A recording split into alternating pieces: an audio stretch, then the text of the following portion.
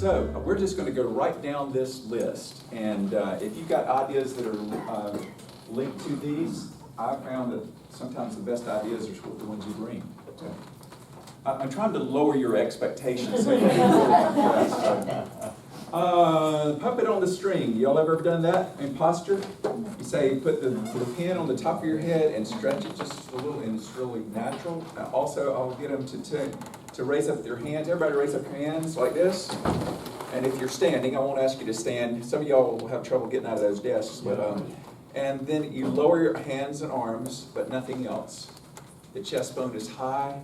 That leaves you plenty of breathing room. And so the chest is expanded, and then we're just moving the diaphragm, except for the whole chest cavity, like, especially the young singers, we're always breathing like that, with the collapsed chest. I just tried to make this a little humorous. The Billy Don't Be a Hero, y'all are probably too young to remember that song, so I'll just keep moving on that. But over-singing is one of our worst enemies, I think. Especially with the men, it seems. I don't have much trouble these days about sopranos over-singing. Let me ask y'all, are y'all finding that you're always asking the sopranos to give it more energy? They're just sort of talking, kind of with that little voice. But then you have the men, especially there's going to be one or two in each section, that said, hey, we don't have many men today. All right, I better really let it fly. And so if you can teach your men just to relax and say, okay, you're not, it's really interesting to me that they say, if somebody's singing fortissimo, it's really, especially in choirs, it's not that much difference in volume. But a fortissimo in the most of an amateur singer is very harsh. And if they dropped out to mezzo forte, it's about the same. I mean, if you saw it on a VU meter, it'd be about the same volume. But the quality goes up. And I'm telling, never sing louder than 97% of your volume. Let's go. Sing Hallelujah as loud as you can. Ready? Hallelujah. Ready, go. Hallelujah. All right, now let's drop back 3%. Hallelujah. Yeah. You drop your volume 3%, and your quality goes up about 50%. All right. So teach them never to sing as loud. Never sing as loud as you can, even if it's fortissimo. Even in Mahler, you shouldn't sing. Well, maybe you could do that. What was he saying? It went to 4 Fs. Yeah. Is that really true? I don't remember. But what is that? I know that's more like murder, isn't it? I mean, that's not fortissimo. Macho bass. Do y'all deal with that? Where the guys are singing, all right, I'm ready, I got a great big tone, and they're trying to feel really big and macho. And especially when you're dealing with the nice, easy legato phrases. Like, holy, well, I'll do it the right way. What you're looking for is, holy, holy, holy, and they're giving you, holy, holy, holy. And no voice teacher would say this, but I tried one time, I said, guys, let's knock the bottom half out of that tone. Your bottom half of your tone, and see what it sounds like. And so they're going, holy, holy, knock the bottom out. Holy, holy, holy. And it takes some of that harsh, whoopy sound out of it. Now, a voice teacher or somebody with a doctorate would say, well, let's release the vocal folds, and but I find that I use a lot of imagery with my choir. You can communicate so much more in a shorter amount of time using those images. Everybody's talking at me. I've come to think that most of our church choirs they're not really singing, they're pretty much talking in tune. And I tell people, please do not sing the way I talk, otherwise everything's going to sound like kind of that North Carolina twang up in the top of your nose. So they would be singing, they would say holy, holy, holy, and they would sing holy, holy, holy. That's pretty much talking in tune. Or holy, holy, holy. So say you don't sing the way you talk. You're talking long, then you open the throat, with the nice yawning feeling and all the images that we tell our choirs, and that we're going to have some of those there. So you talk holy, holy, holy, holy, holy, holy. It's a whole different approach.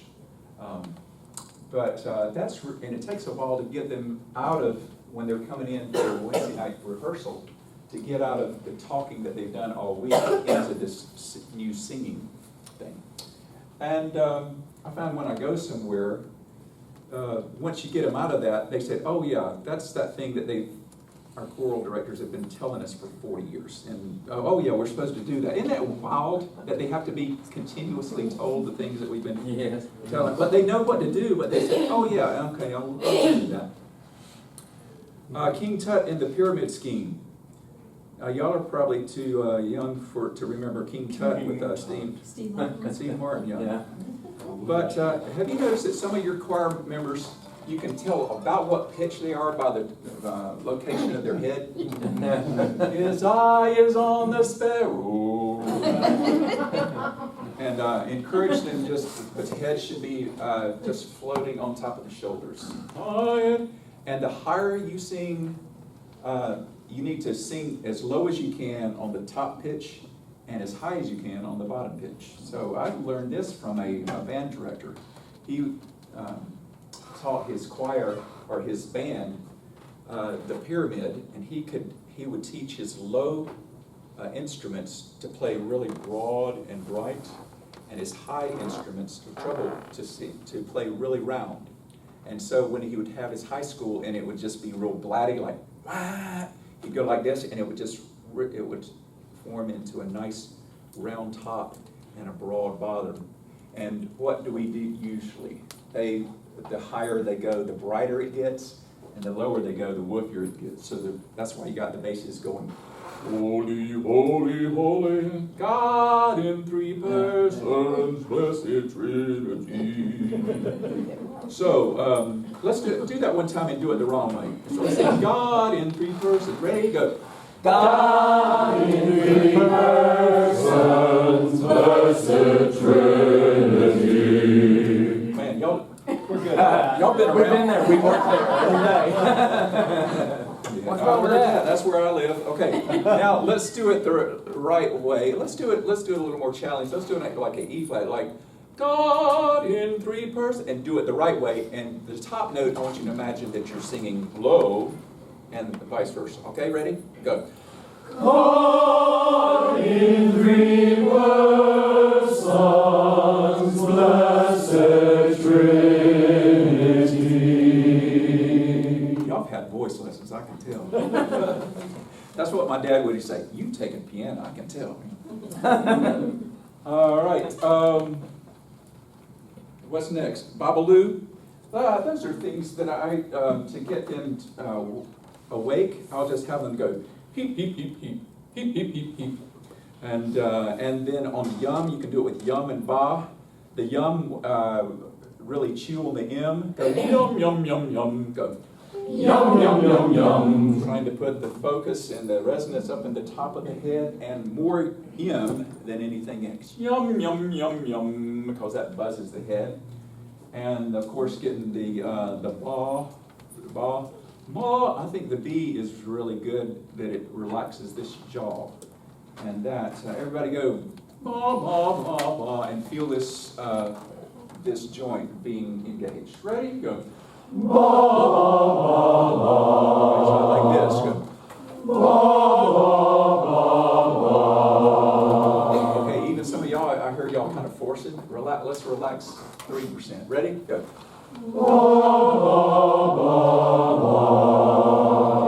Yeah, the tone quality is way up when you relax.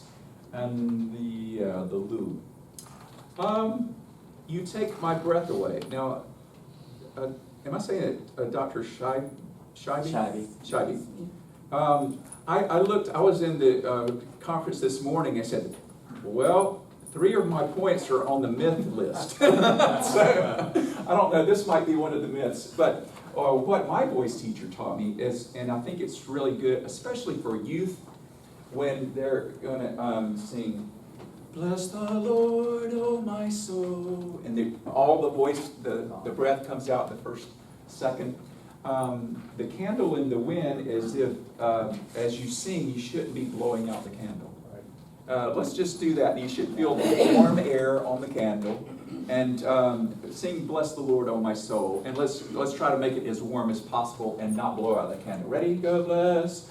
Bless the Lord, O my soul, O my soul. Now let's do it the wrong way with cool air and breathy. Ready? Bless the Lord, O my soul. Yeah. All right. That's a good thing, especially with the children and youth. All right. A few of my favorite things. Now, I just learned as I love to work with the all state, all state and all district and county and that kind of thing. And I was at one just recently, and I had been using with the adults. Okay, let's sing that line like Julie Andrews.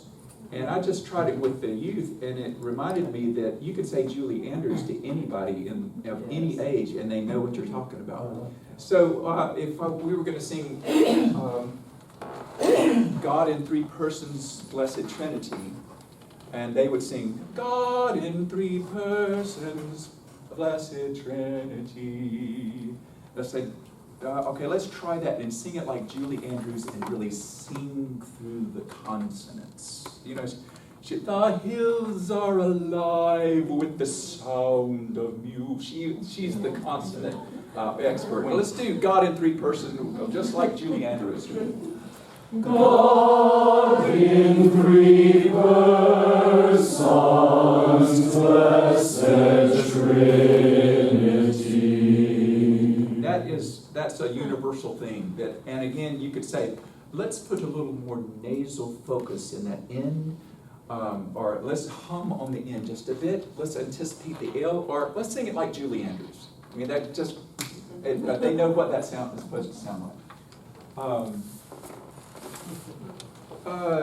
Teach your children well. Now, you already know this, but I'm going to say it anyway because I am still amazed that I hear music majors teaching kids and talking to parents and saying, well, now she can't sing a lick. I mean, we tried, now she can't sing. I mean, she's a monotone. Do you hear that? Yeah. Isn't it not amazing? And then the parents right in front of the kids said, oh man, she's doing the radio, and I said, turn that radio off. She can't sing a lick. She's just not, that's just not one of her gifts. That's one of my soapboxes. That and every once in a while I'll ask the experts. I mean, the people with doctorates from USC and Florida State. They said, okay, I've been telling everybody that every child can sing. They said, am I right? They said, absolutely right. And the professor said, well, I've worked with kids, and I could get every kid I've ever worked with on pitch except for 2 or 3, and then we found out that they had hearing problems. So every child can sing, and I'm going to do this even though you already know it. But usually you can get that child to sing in about 7 minutes, in 10 minutes. You'll hear the kid going, holy, holy, holy, and you'll go, holy, holy, holy, and they'll go, holy, holy, holy. Most of the time doing it in parallel motion, right? Yes. And you do the siren, everybody do the siren. Woo! Yeah, you know it, and then you go, woo, woo, woo, and they'll go, woo, woo, woo, and then you go, woo, woo, woo, and they'll go, woo, woo, and then you go, holy, holy, holy, they'll go, holy, holy, holy. But then you just keep tricking them and say, and you, okay, now let's try it again. They'll go, holy, holy, holy, holy, holy, holy, holy, holy, holy, holy, holy. And then their eyes will light up, like, hey, I did that. But usually when the kid is singing and it sounds like they're off pitch, they're just singing in their key, and especially boys, Yes. and who are trying to be a little more manly, and so they're trying to sing as low as they can and sound like their dad, so they're going holy, holy, holy, just kind of, and they're talking in tune. But if they discover the head voice, then it's no problem. The adult, if I had another lifetime, what I would, maybe y'all will pick up that challenge. What I would do is try to teach 1,000 people to sing who think they can't sing. You have all those people in your congregation, and I haven't tried it yet, but to get that person who said, well, some of them, it's like they grieve. They said, I've never been able to sing, and it's been that way since Miss Lucy put me on the back row because I couldn't sing. Well, that was one thing. How many things do you remember when you were 5 years old? And they remembered when somebody told them they couldn't sing. To go and try to teach that many people and make singers out of non-singers. One thing that we got to do is we're just not a singing people anymore, are we not? Right. Are y'all worried that we're in a post-congregational era? When, and I don't want to say that it's contemporary services, even though it's really striking, I think, in contemporary services. Some that many that I see when I go, and I always keep my head in the door, and people are watching the praise band perform, which they're, a lot of times they're singing songs that are not really singable by congregation, but even in our traditional services, at least they know the words, and I think they're kind of following along. But there's so many people saying, I see a lot of people who are singers. I'm not a singer, so I'll just wait this out. And in my father's generation, everybody sing. I mean, you sang just as much as you talked. So it was a given that everybody participated. Okay, that was a soapbox, and I'm preaching to the choir. Amen. Where are we next? Oh gosh, this has been my last one. I've been run out after this one before, but altos who are actually just smart sopranos, and what that means, you know what that means, right? You're the sopranos that took piano lessons, and so they stuck you in alto because you can read music. And you've got a lot of people who have been career altos that have almost lost their head voice because they no longer use it, and so they feel it's funny. And especially a lot of your youth, they think it's silly to go, use their head voice because it doesn't sound like Adele or whoever they're listening to. That's another soapbox. I got a 14-year-old. Are we in a post-melody era?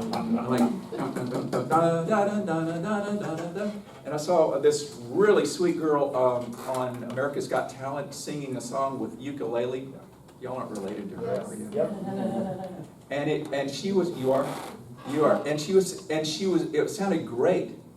But she was singing 5 notes, but and they thought they were telling her she was the next diva of pop music, and she did really sound great. But I mean, like hundreds of kids can sound that good, but it was 5 notes that she was singing. So that kind of worries me too. That the kids are singing along with things that are like. And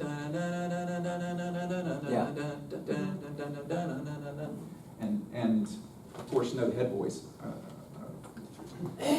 I think about Joan Baez. I'm old enough to remember Joan Baez. I mean, she was singing really high, right? And that was hot pop music or folk music anyway. Where was I? Okay, altos. I just encourage you to let your altos sing soprano once in a while and mix it up. That's hard to do when you only have one alto,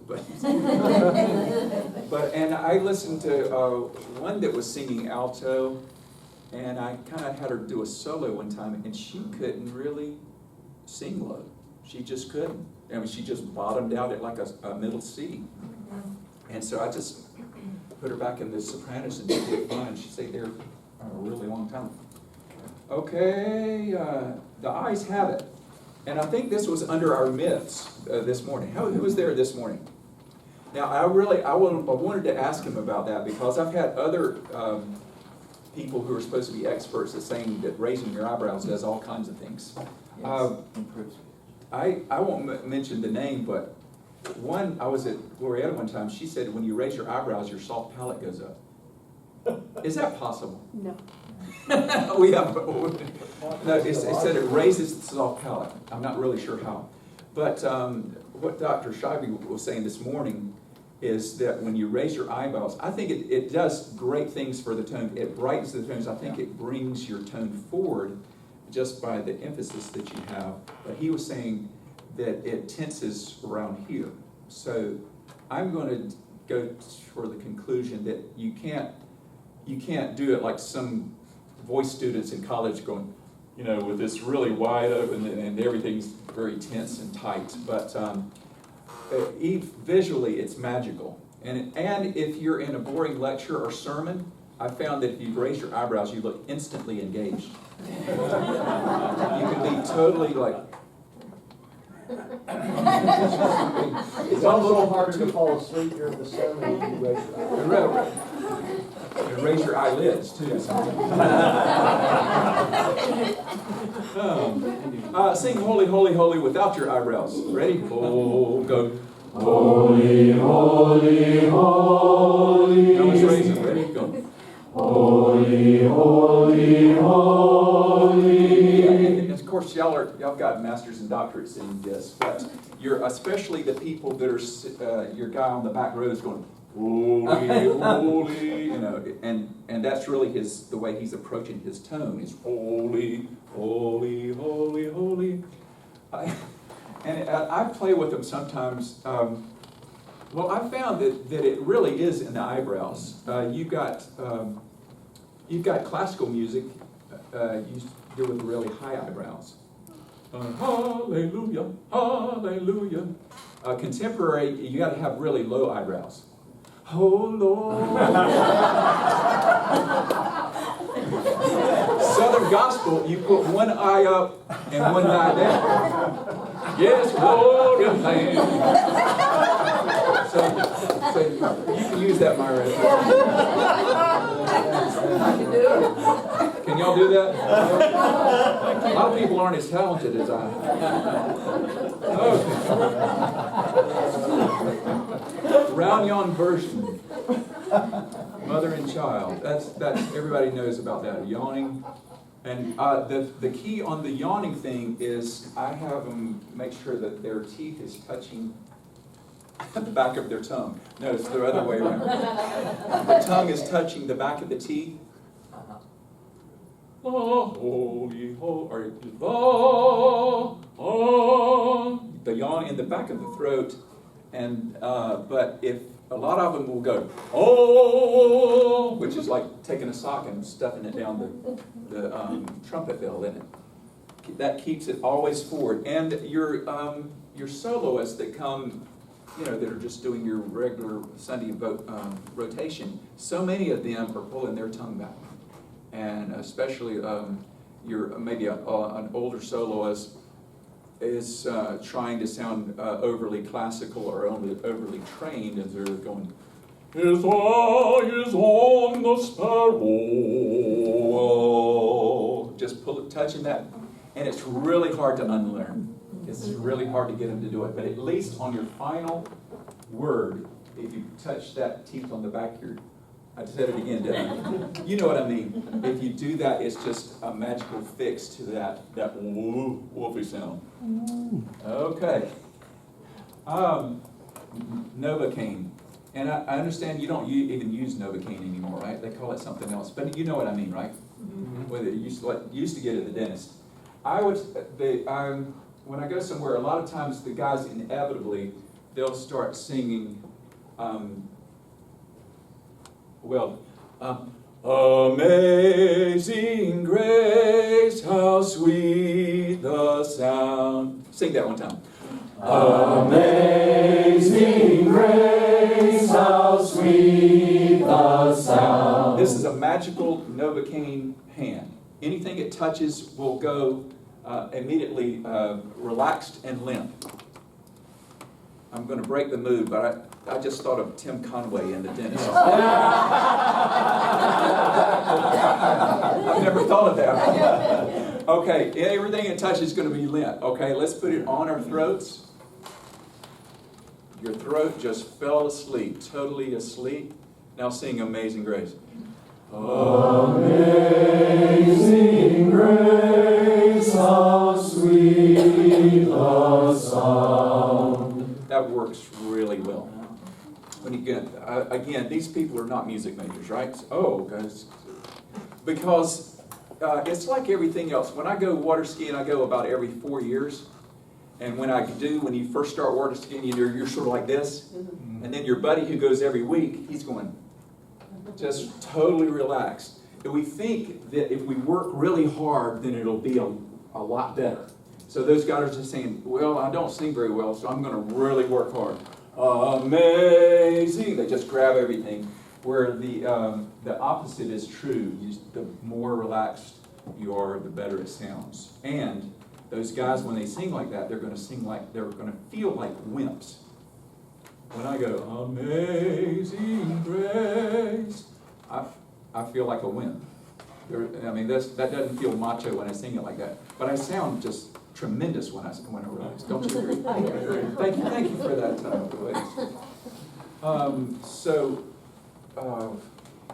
well, I think there's more about that.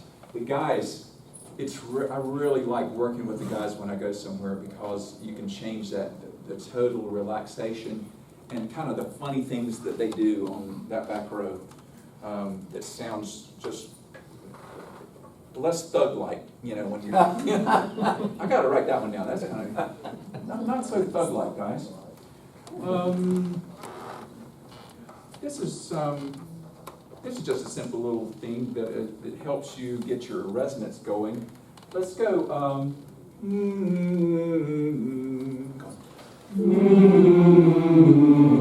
Now buzz my voice teacher said, buzz the wart off the end of your nose. Go. That sounds cool. Okay, now do that, and you can go up the scale, all the way up by half steps, and then you'll go, and still buzzing. Good. Let's go straight to you do through all the vowels, but now go straight to the ah, but keep the resonance.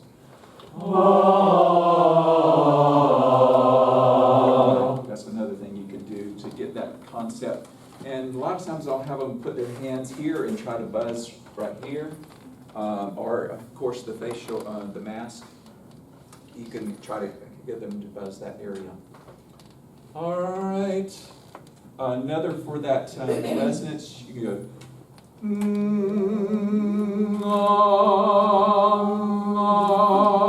And have them go in and out. That works better as a soloist as you're working. Try that. You're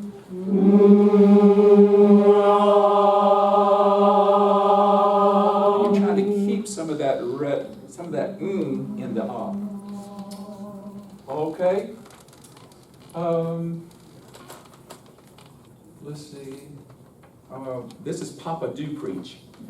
I find myself wanting them to put in their scores, just writing in the score, preach it. So, sing Bless the Lord, O my soul. Bless the Lord. Go. Bless the Lord, O my soul. That's not a good example, but I think, now preach it one time. Go.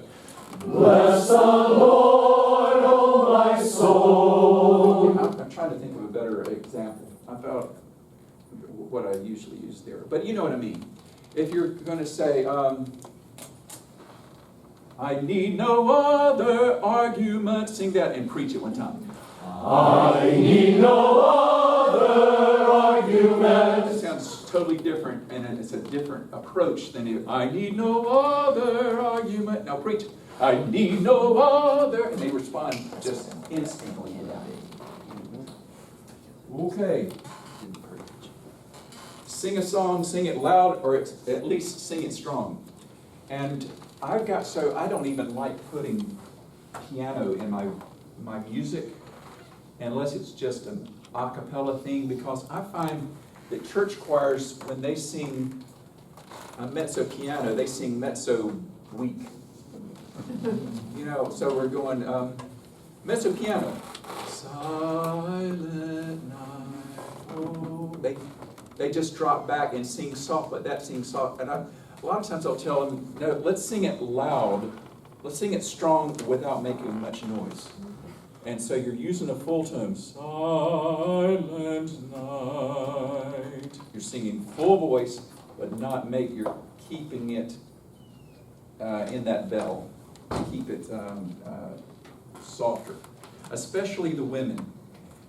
Hey, y'all can help me with this, and I've been doing it for about a year. When I was first writing music, I said, you know, a lot of my choirs that I see are getting older. I'm going to just write lower so more choirs can do my music.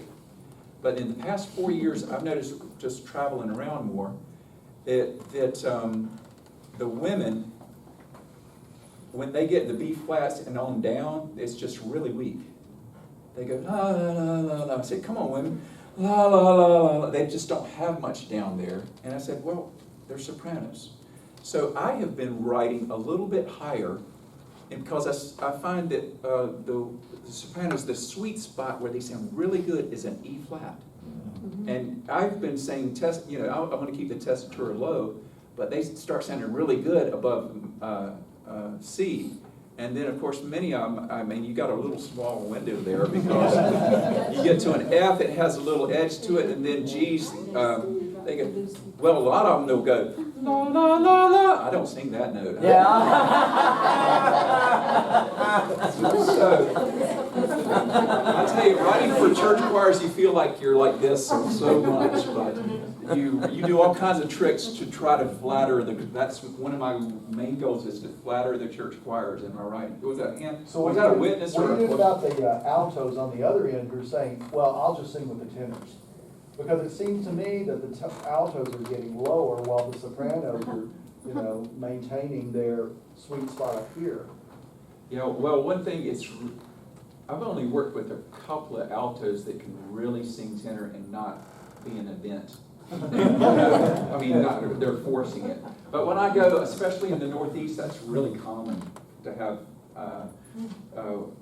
female tenors because, they just don't have any tenors. So they're going to help it out. Plus, it's somebody who's probably got a little bit of voice problem anyway. So, but that's not your question. Your question was, what if the altos keep getting lower? Yeah, I mean, I have fewer sopranos that say, I can't get that note. I have a lot of altos that go, well, I can't hit that note, meaning too high. Yeah, well, they do that because we kept them in this little box. They got the whole song. That's one of my things that I've had an advantage that my wife will not put up with parts like that. She said, give us something to sing, move it around some. So you'll notice that you say it's got all these counter melodies going in the altos. So I try to keep them up that, but I think that's really, warm-ups are good. Do y'all have ideas about that, getting the altos and having them sing altos some, or insist, well, you can't insist, can you?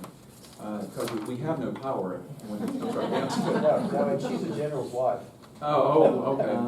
But you're doing the woo. They can do that, and then a lot of times when you vocalize them just half steps up, you can just creep them on up there and say, okay, altos, that was an E flat or an F, and your highest note all day is a D flat, so you can sing that D flat when we go up and sing the melody. That's what I do. I'm sure that'll fix it just completely. We won't do that. Is there somebody else that's got a brilliant idea? It doesn't have to be brilliant. I mean, you've been listening to me for 30 minutes. So. All right. Okay. Rocking my soul in the bosom. Can you say bosom at fail? Yes. Okay. So wide you can't get around it. I mean, we all deal with that, right? And Just serving in the And I think the people in the North think that we talk funny, but I think the wideness and the nasal is almost universal. In fact, I went, and of course, I got my North Carolina twang. I went to Washington State, and I was talking about a piece that was about the wise men. And what kind of key do we usually give the wise men? Yeah. And I kind of was sort of making a joke, said, yeah, we know the wise men always get the minor key. And this lady from Wisconsin said, yeah, I'm with Wisconsin. She said, I want to ask you, what were you talking about that wise man has the minor key? Yeah, the minor keys. The minor key? Yeah, the minor key. We were saying that. Minor key. So you have to do that dropping the jaw and opening the throat. Everybody all over the, so don't let the people from the north. We don't have those kind of people here today, I'm sure. All right. Don't let them make fun of us. But the north, south, east, west, you know where I learned this is from the Young Musicians magazine of the north, south. Y'all, are you work with that? North, south, holy, holy. And that's a really simple, easy thing. Okay, that was the east, west. Holy, holy, holy. Holy, holy, holy. Amazing grace. Works well with your adults too.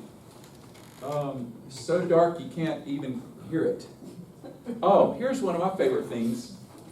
And you can say Julie Andrews to most people, and you can also say Gilligan's Island to most people. And sometimes the guys will be singing, what's a better, I can't think of any song now, but I'll come down, will that work? Yeah, they'll go, come thou fount of every blessing, to my heart to sing thy grace. And they'll say, guys, that's really dark. Do this for me. Everybody sing the intro, the theme song for Gilligan's Island. Ready? And it sound exactly like those guys on the Gilligan's Island. Ready? Now, ready? Well, sit right back and hear a tale of a faithful church. I can tell some of y'all are culturally deprived. So, but you know, and I'll get them, and they'll do it, and you'll have fun. Well, sit right back and hear a tale. And hear. Okay, now sing "Come Thou Fount" like those guys sang Gilligan's Island. Ready? Come, ready, go. Come thou fount of every blessing, tune my heart to sing thy grace. Yeah, and that does something, it does really well, especially when you're working on a piece like, celebrate the day, and they're going, celebrate the day. No, sing it like the Gilligan's Island singers. Celebrate the day, sit right back and you hear a tale. They're really bright vocal sound on that thing. All right. What are we on? So loud you don't want to hear it? Yeah. So thin. So thin, you walk right through it. That's just all the things. And I'm going to bet that you know all of that, but the jaw-dropping experience, it just adds the pitch. And I remember James McKinney said, it's really hard to sing sharp if you drop your jaw.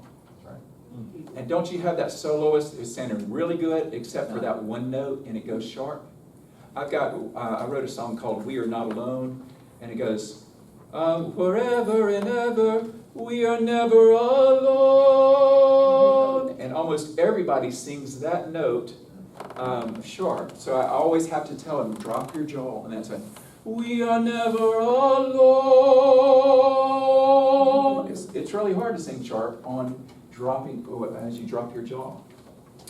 And I think that's what he was saying this morning. Was that part of the myth, dropping the jaw? He said he was saying you shouldn't tell them to put 2 or 3 fingers in your mouth, because that puts all kinds of things in the whole facial structure. But what was the thing this morning that he said, put your finger on it? What was he singing then? I forgot. Oh, he just had you going, la. That's all you needed, just to keep it like, la, just keep it relaxed, I suppose. Yeah, after this morning and this afternoon, said, man, there is a lot that I do not know. It's impressive. Okay, so high you can't reach up to it. All of us do this, but I think it's remarkable when you work with a soloist and they're kind of going along, come thou fount of every blessing, tune thy heart to sing. You can say, you don't like that note, do you? No, I do not like that note. And you can hear it in your voice, just the way the timbre, how it changes. So and also, one of my voice teachers said, you can't really take your muscles and manipulate them so that you sing the right pitch. It's all in your head. So you can't, teach me some, but we all think, I think subconsciously think if we work just hard enough, and especially if you're not a music major, you're going to go after that. Oh, here's the big one. Teach me some. I said, no choir. You keep it relaxed, you keep the tone, your head level, and you think, teach me some melodious sonnet. And try the Novocaine hand. That helps on the high notes too. All right. And thinking low as you sing the high notes. All right. Solo, you can't get under it. This, I sort of said this in a studio one time. Said, women, could you sing that more with a mama tone? They said, oh, what? I said, a mama tone. Women, sing Silent Night with a mama tone. Let's see what it sounds like. Go. Silent night. Yeah, you're not sure what I mean, right? When I think, well, they'll sing it about like you just sang it then. Silent night. But I said, sing it like a mother holding a baby would sing that. Now try it like that. Ready? Go. Silent night. All right. Now try to drop your jaw and sing it with more body. Silent. Go. Silent night. Okay. Now, if it was a Christmas piece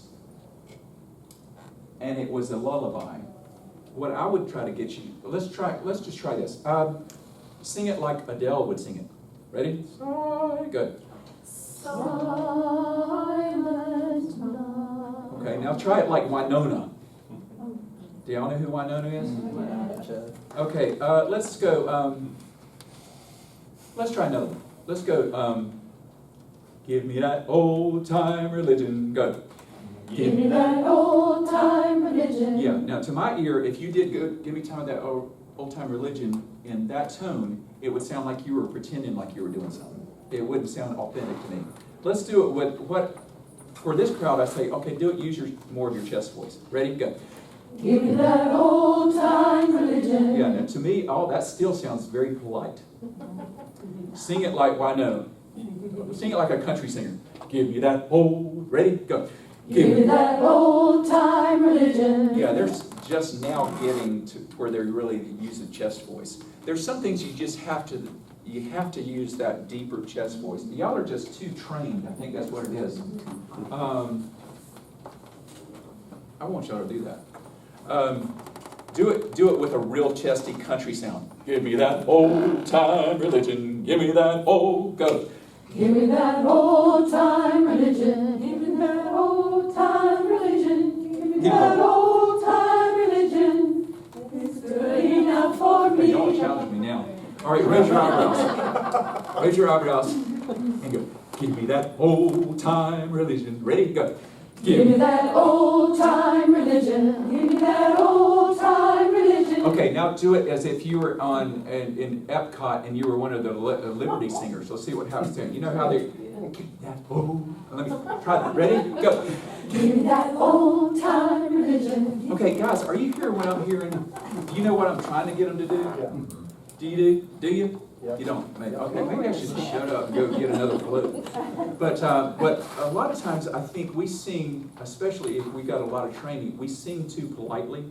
Yeah. Like today when we were going, Lord have mercy, we went, Lord have mercy on my brother. When we should be going, Lord have mercy on, with more depth. Why don't you start singing like Ethel Merman? Ethel, oh gosh.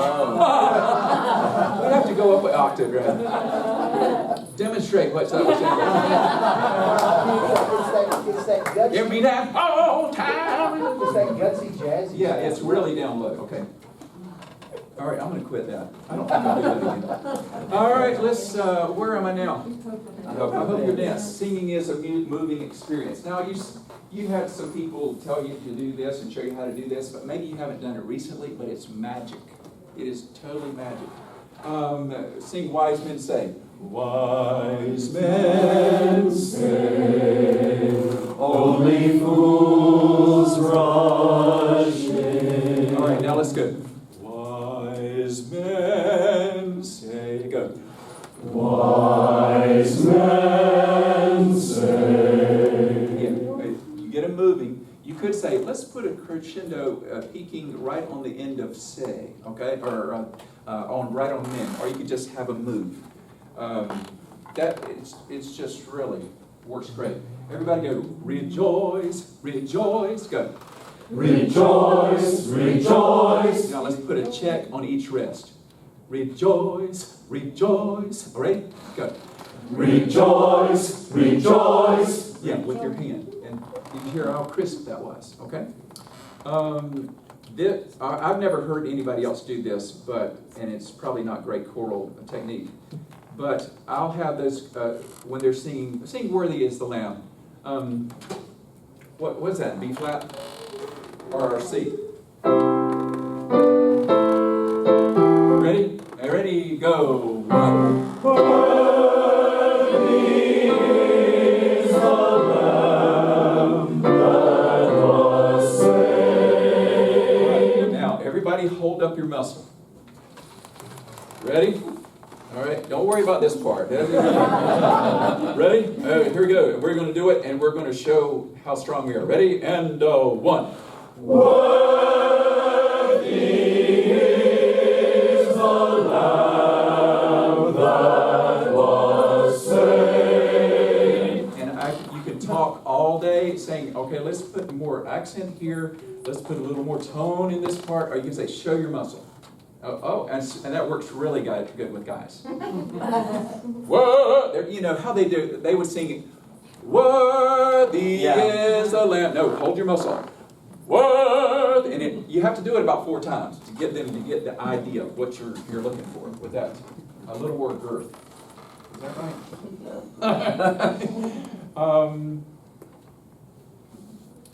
Where am I at? Oh, wait, lightness. Yeah. If you can't get the phrase, you go, silence night. Do that. Silence night. Yeah, this morning he was saying he have people do that with a T. I thought that was cool. I've never done that. Silent night. What he did a little quirk. Oh, and he was saying, this was new to me, that the voiceless consonants have pitch. Yes. That was really cool. You can either go, bless, and it kind of, help me with this. I was trying, because it puts a little thump on you, and if you bless, or bless, and you keep the consonants very forward. Did I get that right? Who was there? You keep the consonants, and it has to put the consonant on the pitch, and it doesn't have that kind of thump at the end. He also said put the T's really forward up in the upper palate. Is that right? Or we go bet. Bet, they go, bet, and put it up high there. All of the voiceless vowels. Consonants. I've never heard that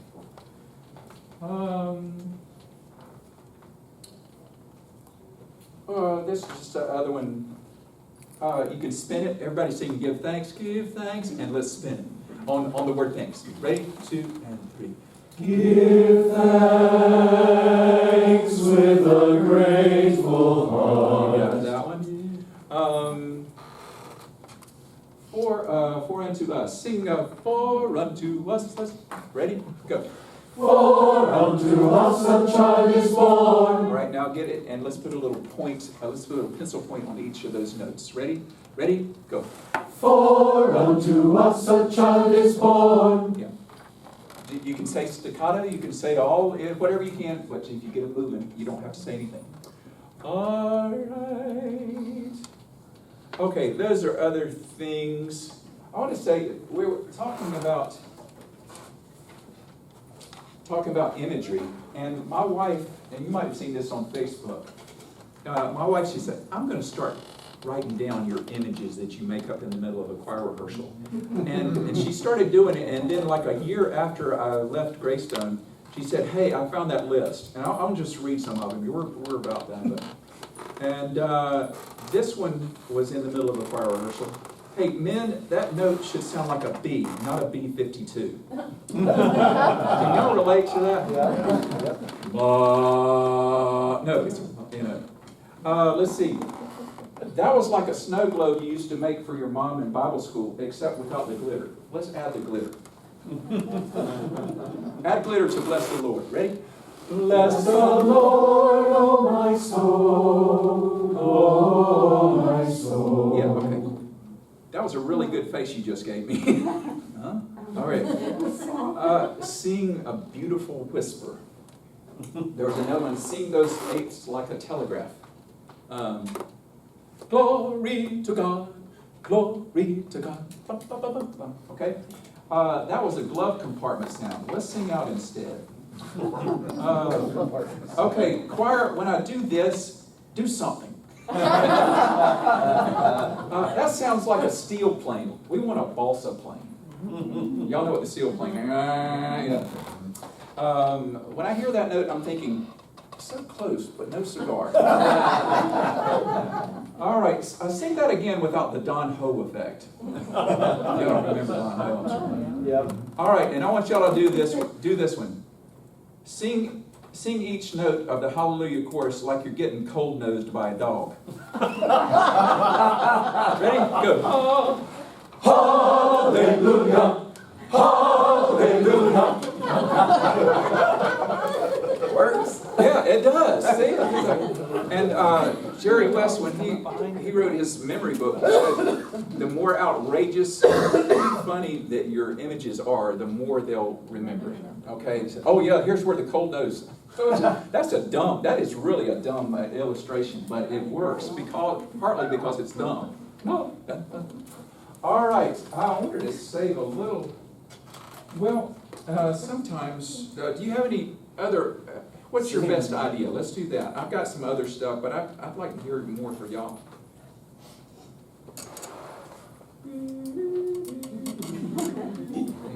You got one? One image I use is that I have trouble with ascending. They tend to flat as they go up, so I tell my choir that the intervals going up are bigger than the intervals going down, so that they take smaller steps down. They don't go flat when they go down, and they don't go flat when they go up, thinking I've got to get on top of that higher step when I move up stepwise. So the steps are smaller going Down.